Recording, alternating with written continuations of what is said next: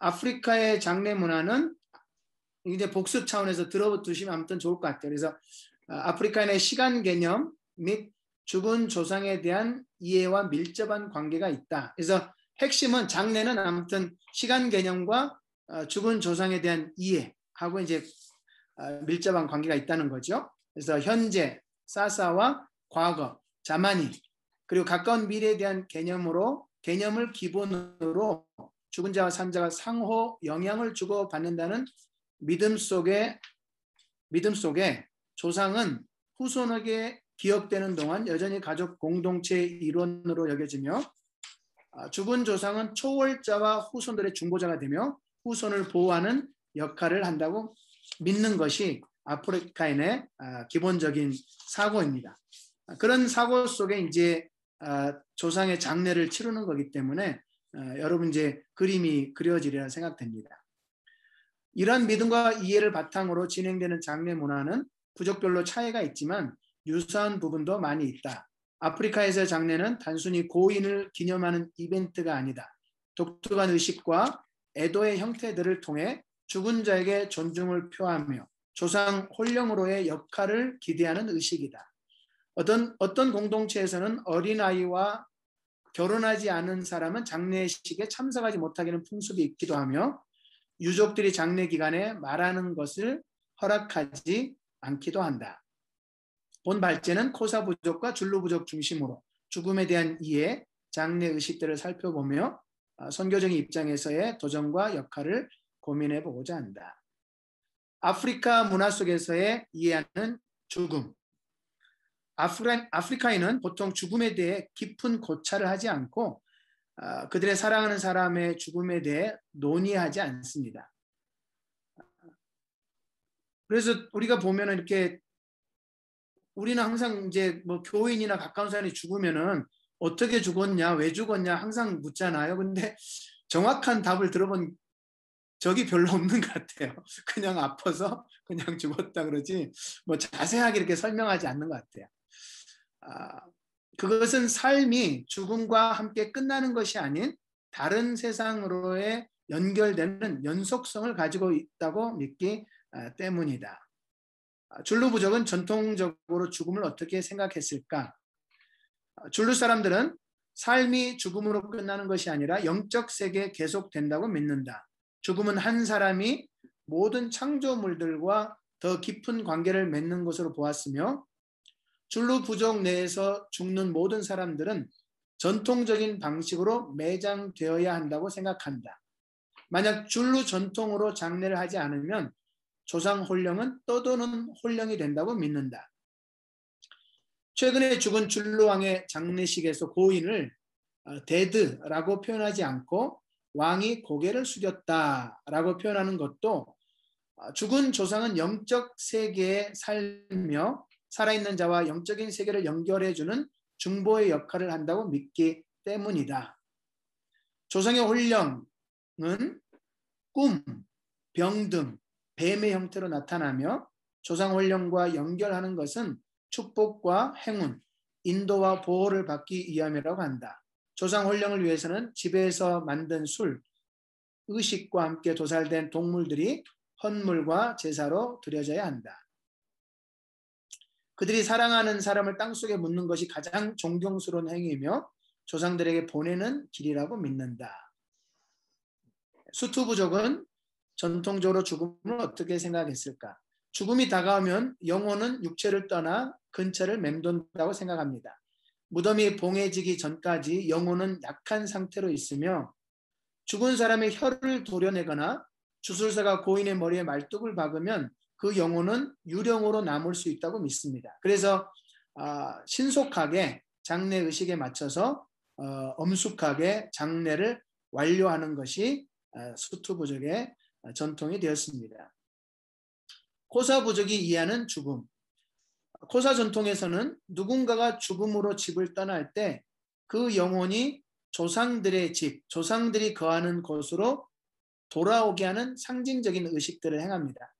그들은 영혼은 집에 거해야 한다고 믿으며 매장 시 육체와 영이 다시 조화를 얻는다고 이해를 합니다. 네, 장례 과정과 또 매장 시 의식들을 잠깐 보겠습니다. 아프리카인들은 아프리카의 장례는 대부분 시체를 매장하는 전통을 가지고 있습니다. 화장도 있지만 화장 문화는 선호하지 않습니다. 화장하는 것은 저주받은 것으로 생각하는 사람들이 있고 그들의 문화를 대항하는 것으로 이해를 합니다. 장례 문화에는 동물을 희생시키는 것을 포함하는 다양한 형태의 장례들이 있습니다. 고인의 시신을 동물의 가죽으로 싸기도 하고 매장 시에 평소에 좋아하던 음식, 옷, 부엌 용품, 이불 등을 함께 묻기도 합니다. 매장지에서 장례가 마쳐지면 다시 집으로 돌아와 음식을 나누며 고인을 칭송하고 유족들을 위로하는 시간을 갖습니다. 그래서 그 장례가 딱 끝나고 마지막 기도가 끝나면은 정말 모든 사람들이 이렇게 이 출발선에 서 있는 것처럼 탁 돌아가가지고 이렇게 밥 먹으러 달려가는 모습을 보면은 참 이 사람들이 장례에 온 사람들 맞나 할 정도로 그러한 일들을 항상 장례 갈 때마다 경험하는 것 같아요. 그래서 다시 돌아와서 이렇게 식사하는 시간들을 갖고 있고요. 코사 부족의 의식들, 700만 명이 남쪽 이스턴 케이프 프로빈스에 거주하는 코사 부족은 코사를 사용하고 있고요. 이 코사 부족은 조상의 혼령이 그들과 함께 하고 있다고 인정하며 조상 혼령의 인도와 보호를 또 요청을 합니다. 조상의 세계에 대한 숭배는 그들의 문화에서 중요한 역할을 합니다. 남아공 관광청에 의하면 장례 의식과 함께 행해지는 가축 도살은 조상들의 도움을 구하기 위한 방법이라고 합니다. 인종차별 반대의 아이콘이었던 넬슨 만델라 장례식이 있었는데요. 이 장례식 속에 코사 부족의 의식과 기독교 의식 그리고 국가장이 이렇게 결합된 장례를 치렀습니다. 황소가 도살되고 표범 가죽으로 고인을 감싸는 행위가 있었고요. 부족의 연장자는 계속해서 고인을 향해서 말을 하는 모습도 볼 수 있었습니다. 코사 부족에서 가장 유명한 만델라의 장례식 속에 나타난 코사 부족만의 장례 의식을 한번 자세히 보도록 하겠습니다. 첫째, 코사 부족 속에는 고인에게 말하는 전통이 있습니다. Talking to the body. 그래서 떼따라고 불리는 전통을 따라서 가족의 연장자는 만델라의 시체와 함께 머물면서 그의 영혼에 무슨 일이 일어나고 있는지를 계속 설명을 합니다. 고인의 몸은 누워있지만 영혼은 살아있다라는 명제 아래 고인의 몸에게 장례식 중에 어떤 일이 일어날지를 알려주는 거죠. 그래서 보통 뭐 수투도 그렇고 뭐 코사도 그렇고 보통 시신이 이제 무철에 갔다가 매장 전날 이제 집에 다시 돌아와서 집에서 하룻밤을 보내는데 그때 이 고인에게 말하는 사람이 그 시신을 향해서 다음날 우리가 너를 묻을 거야. 너는 이제 땅에 들어갈 그런 식으로 이제 계속 얘기를 하고 그렇게 말하는 것뿐만 아니라 장례식을 하는 계속 중간에도 이렇게 부족마다 보면은 이렇게 연장자가 시체에게 이제 말하는 내용 대부분 이제 부족으로 말하기 때문에 내용 파악이 되지는 않지만 이렇게 얘기하는 것을 볼 수가 있고요. 표범 가죽으로 시신을 싸기. 그래서 고인은 특별한 덮개로 쌓여 있어야 한다라는 전통을 가지고 있습니다. 그래서 저희 수투 같은 경우는 이제 밍크 담요를 이렇게 싸기도 하고요. 만델라 같은 경우는 이제 계급이 높은 사람이나 그런 정치인들은 보통 이제 표범의 가죽으로 이렇게 싼다고 합니다. 그래서 마디바는 전직 대통령이었기 때문에 표범 가죽과 함께 그리고 또 대통령이었기 때문에 남아프리카 공화국 국기도 이렇게 사용해서 고인의 관을 이렇게 쌌고요. 이러한 것들은 고인에 대한 깊은 존경심을 보여주는 의식입니다. 황소 도살, 코사 전통은 매장 당일날 아침 이제 장례가 시작된 때부터 계속 이제 뭐 도살도 하고 계속 음식을 먹기도 하지만 매장 당일날에도 이제 아침에 또 도살을 합니다. 그래서 이제 이 도살은 의식과 함께 진행이 되고 목이 잘린 동물의 그 요리된 고기는 조문객들에게 제공되고 보통 집 밖에서 먹는다고 합니다. 그래서 도살된 소는 하루 만에 도살되고 요리되고 먹는 그런 전통이 있고요. 어떤 사람들은 소금으로 간을 하지 않고 요리를 하기도 하고 그 고기를 먹고 또 지금은 이제 소금으로 간을 해서 먹기도 한다고 합니다. 에도의 종료, end of the mourning. 그래서 장례를 마치고 1년 후 우꾸질라라고 불리는 전통과 함께 1년이 지나서 이제 다시 또 황소를 도살하고 에도가 끝난 것을 기념하는 의식을 갖습니다. bringing back ritual에서 1년이 지난 후에 고인을 다시 가족 속으로 불러오는 그런 의식을 또 행합니다. 이 의식은 우쿠부 이사라고 불리는데 이를 통해 살아있는 가족과 후손을 위한 좋은 조상의 위치로 죽은 조상을 이제 보내는 거죠. 줄루 부족의 몇 가지 의식들이 있는데요. 줄루 부족은 자기들을 가리켜서 하늘의 사람들이라고 부릅니다. 장례식과 영적인 부분에 관한 줄루 전통들의 대부분은 기독교의 영향을 많이 받아서 많이 바뀌었지만 장례의식에 관해서는 여전히 그들의 믿음과 관습에서 독특함을 유지하고 있습니다. 줄루족은 시체를 존중하기 위해 땅에 묻어야 한다고 믿고 있고요. 장례 전통 중에 하나는 매장 시 죽은 자의 개인 소지품을 함께 묻어주고 있습니다.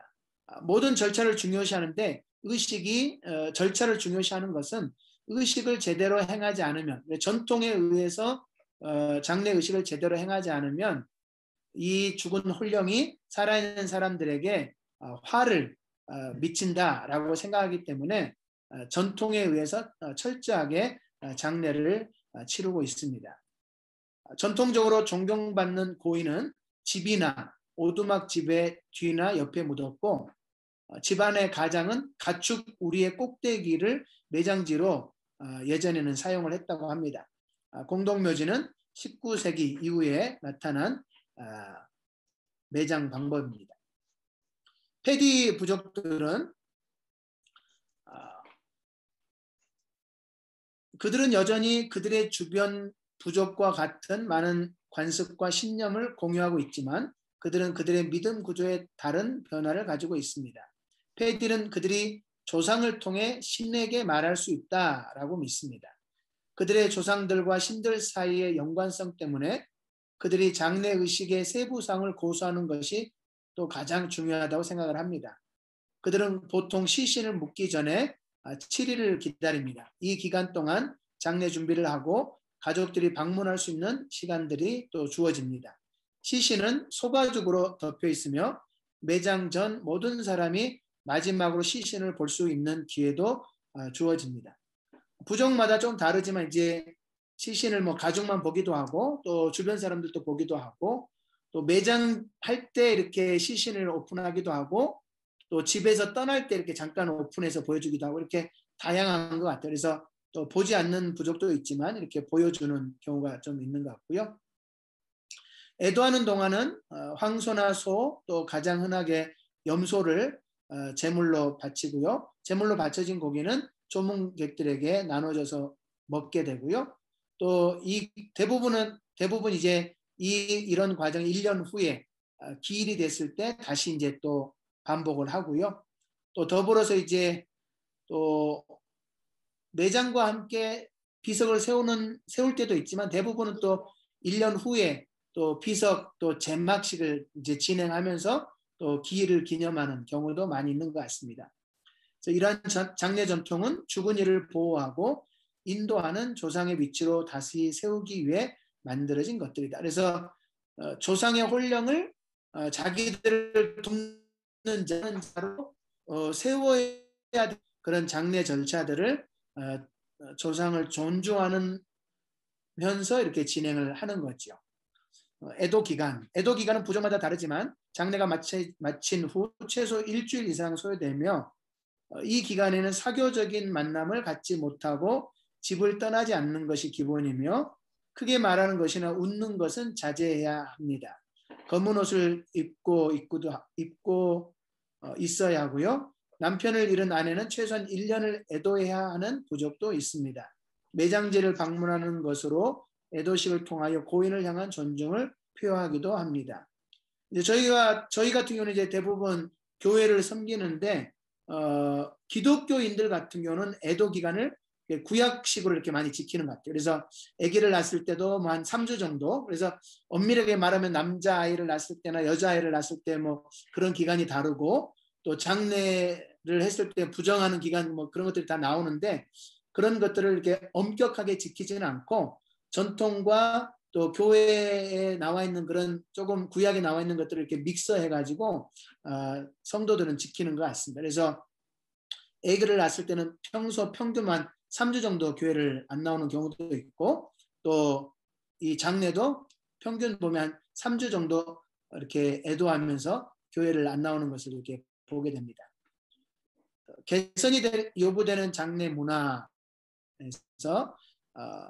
물론 이제 그 조문객들이 많기 때문에 계속 가축을 도살을 해야 되는데 문제는 이제 이 가축 도살과 함께 조상들에게 조상 홀령에게 바쳐지는 그런 의식들을 행한다는 거죠. 그래서 그런 부분들을 저희들이 좀 체크를 해야 될 필요가 있고요.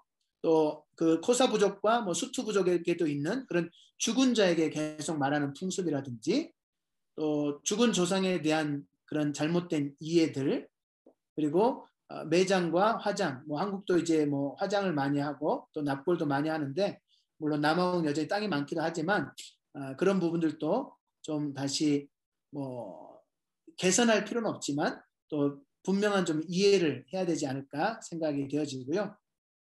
선교적으로는 그런 뭐 위에서 얘기한 것처럼 기본적으로 이제 죽음에 대한 이해들이 좀 다르고 또 죽은 자 조상의 그런 혼령에 대한 이해가 다르지 않습니까? 그래서 그런 부분을 좀 정립을 다시 해야 된다 해서 장례 신학을 우리가 좀 정립할 필요가 있을 것 같고 그리고 장례 의식 중에 나타나는 좀 바르지 못한 부분들을 기독교적인 장례 문화를 이렇게 발전할 필요가 있다. 그리고 이런 장례 의식을 진행하는 동안 장례식을 진행하는 동안 복음 전도와 영혼 구원에 기여하도록 우리가 잘 그런 문화들을 세워가야 되지 않을까 생각이 되어집니다. 이상으로 장례를 마치겠습니다.